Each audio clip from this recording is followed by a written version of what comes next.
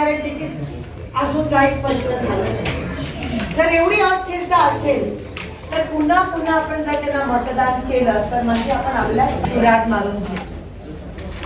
ज्या थाटामाटात मोदीजी सत्तेत आलेले, तुम्हाला खरंच वाटलेलं की आपल्या खात्यात 15 लाख रुपये येतील, या बाबाला देऊन तर बघूया. पण ह्या बाबासारखी अवदसा या देशात कधीच आली नाही. त्यांनी आल्यापासून महागाई वाढली, त्यांनी आल्यापासून युवक अजून बेरोजगार झाले. तुम्हाला 2 कोटी देणार होते वर्षाला रोजगार, उलट बेरोजगारी वाढली. त्यांनी आल्यापासून शेतकऱ्यांच्या पिकाला भाव मिळाला नाही, पीक विमा थांबला, महिलांचं डोल थांबलं. त्यांनी आल्यापासून रेशन दुकानात माल मिळत नाही. त्यांनी आल्यापासून उजनीच्या पाण्याचं नियोजन होत नाहीये.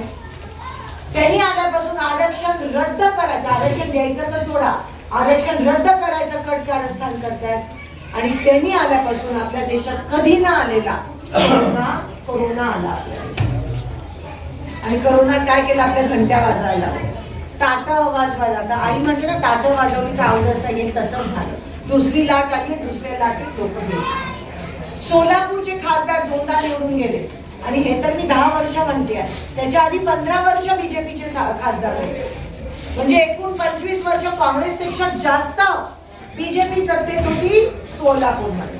काय केलं, जे काय केलं ते शिंदे साहेबांनी सोलापुरात.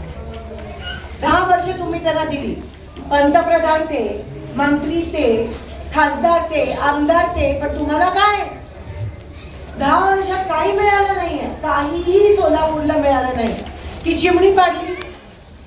मला वाटलं चिमणी एवढ्या अर्जंटली पाडली की उद्या विमान सेवा सुरू होईल.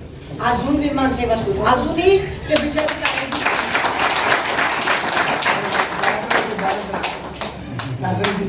अजूनही गाडादी साहेबांना राज पण ताशेरे ओढताय.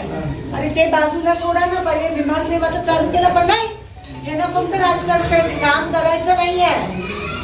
विशेष अधिवेशन घेतलं ह्याच्यासाठी, त्याच्यासाठी, आरक्षणासाठी. आणि स्वतः मोदीजी म्हणतात पार्लिमेंटमध्ये उभं राहून सगळे आरक्षण रद्द झाले पाहिजे. एवढं मोठं, म्हणजे एका हाताने देतात, द्यायचं ढोंग करतात आणि दुसऱ्या हाताने मस्तपैकी स्वतःच्या खिशात ठेवतात.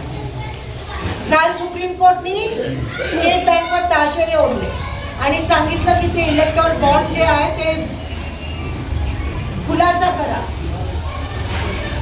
आणि खुलासा केल्यावर असं कळलं की 80% कंपनी, ज्यांना ज्यांना मोदींनी टेंडर दिलेलं काम करायला, टेंडर दिल्यामुळे ह्या कंपनीनी मोदींना म्हणजे बीजेपीला पैसे दिले इलेक्शनसाठी, कोट्यावधी रुपये.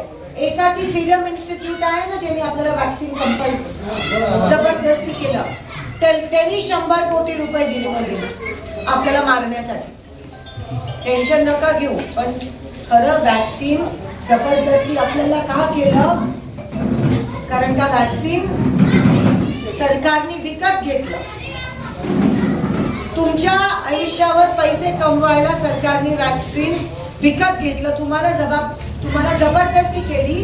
आणि ते वॅक्सिन घेऊन आज बघा किती जणांना काही ना काहीतरी दुखणं चालू झालं. ज्यांना काही दुखणं नव्हतं त्यांना काही ना काहीतरी बीपी, शुगर, हृदयविकार चालू झाला. मी तर घेतलंच नाही, खरंच घेतलं. मोदींचा फोटो आज त्याला कशाला घेऊ मी. आपला एकमेव देश आहे जिकडे त्या वॅक्सिनच्या सर्टिफिकेटवर मॅडम जबरदस्तीनं बसलं द्यायला लावलेला भारत एकच देश आहे. भारताच्या बाहेर कुठेही